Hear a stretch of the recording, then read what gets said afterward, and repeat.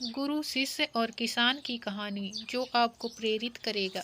एक गुरु और एक शिष्य किसी गांव से गुजर रहे थे। काफी देर चलने के बाद उनको प्यास लगने लगी थी, तो वह एक खेत जा पहुंचे। खेत बहुत बड़ा और उपजाऊ था, लेकिन उस खेत को देखकर लगता था कि उसका मालिक उस खेत पर ज्यादा ध्यान नहीं दे रहा है। वहां पर एक झोपड़ी थी। उन दोनों ने झोपड़ी के दरवाजे को खटखटाया तो अंदर से एक आदमी निकला और साथ ही उसकी पत्नी और दो बच्चे बाहर निकले थे। सभी ने फटे पुराने कपड़े पहने हुए थे। गुरुजी ने बहुत ही विनम्र से निवेदन किया, क्या हमें पीने का पानी मिल सकता है? किसान ने उन दोनों को पानी पिलाया। पानी पीने के बाद गुरु बोले, आपका खेत बहुत बड़ा है, लेकिन क्या आप इसमें कोई फसल नहीं होगा?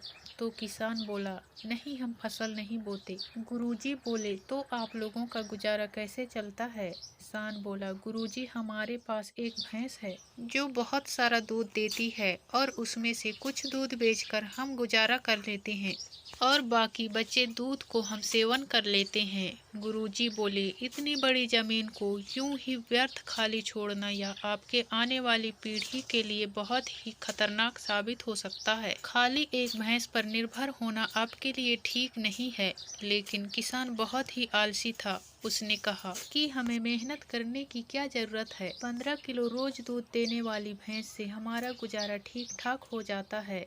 तभी गुरुजी बोले, लेकिन आपको मेहनत तो करनी ही चाहिए, समय का कोई पता नहीं होता। लेकिन गुरुजी की बातों को किसान हवा में ले गया। अब शाम हो चुकी थी और देर भी काफी हो गई थी, तो गुरु और शिष्य ने कहा कि आज की रात हम लोग यहीं पर बिताएंगे और सुबह जल्दी ही यहाँ से प्रस्थान करेंगे।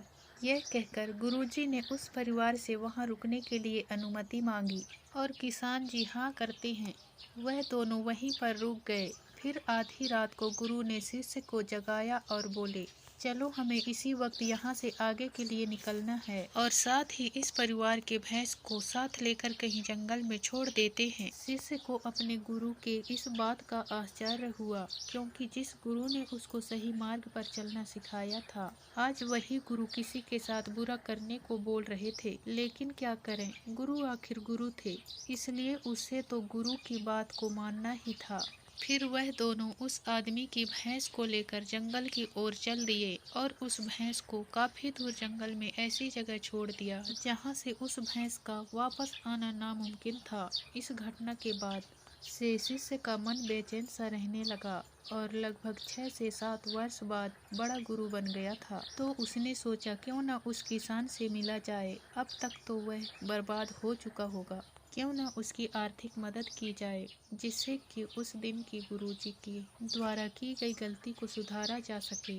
वह सिर्फ उस किसान की मदद करने के लिए निकल पड़ा और काफी देर चलने के बाद वह किसान के घर पहुंच गया। लेकिन वहां पर पहुंचकर वह शिष्य बहुत ही ज्यादा आश्चर्यचकित हो गया। जो खेत खाली पड़ा था, वहाँ उसने बहुत ही हरियाली देखी। एक तरफ गेहूं की खेती तो दूसरी तरफ बड़े बड़े फलों के पेड़ लगे हुए थे। साथ ही मैं एक अच्छा सा बड़ा सा घर बना हुआ देखा था। यह सब देखकर शिष्य सोचा कि लगता है वह किसान और उसका परिवार उस भैंस के चले जाने के बाद सब कुछ बेचकर चले गए। तभी यह सब सोचकर बस शिष्य वहां से वापस जाने लगा। लेकिन अचानक ही उसने उसकी किसान को देखा जिसके घर में शिष्य और गुरुजी रुके थे। तभी उसने उस किसान से पूछा कि अब आपकी जीवनी कैसी चल रही है और अब आप क्या काम कर रहे हैं? क्या आपने मुझे पहचाना? कई साल पहले एक रात मैं और मेरे गुरुजी आपके घर रुके थे।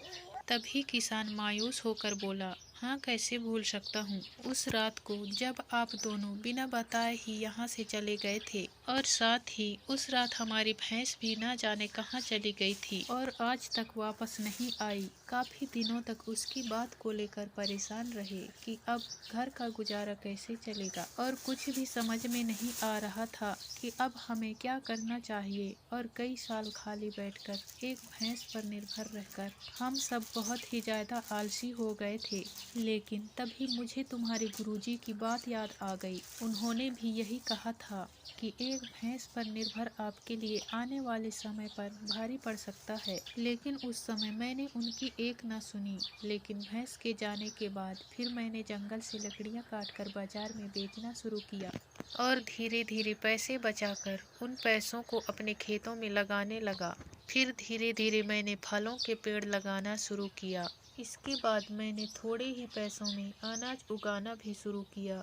ऐसे ही करते करते आज मैं गांव का बड़ा व्यापारी बन गया और मेरा जीवन बदल गया। आपके गुरुजी ने सही कहा था कि हमारी जमीन बहुत उपजाऊ है, इसे हमें खाली नहीं छोड़ना चाहिए था। आगे वह किसान बोला, अगर उस दिन मेरी भैंस नहीं गई होती तो शायद यह सब कुछ आज मेरे साथ नहीं होता और मेरा जीवन भी इतना ना बदलता। यह सब सुनकर से सब बोला, लेकिन यह सब तो आप पहले भी कर सकते थे। किसान ने कहा, बिल्कुल कर सकता था, लेकिन उस समय मेरा काम बिना मेहनत के चल रहा था और मुझे कभी लगा भी नहीं कि मैं यह काम करने में भी सक्षम हूँ।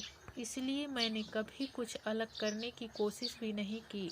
लेकिन जब मेरे पास कोई और चारा नहीं था तो मुझे लगा कि मुझे कोई और दूसरा काम शुरू करना चाहिए जिससे कि मैं अपने परिवार का अच्छे से पालन पोषण करूं। तब मैंने अपने मन में ठान लिया कि अब तो कुछ करना ही है और जो भी करूंगा पूरी मेहनत से करूंगा और पूरी ईमानदारी से करूंगा। इसी तरह आज मैं सफलता के इस मुकाम पर हूँ। आज के लिए बस इतना ही दोस्तों, मिलते हैं अगले वीडियो में, तब तक के लिए धन्यवाद।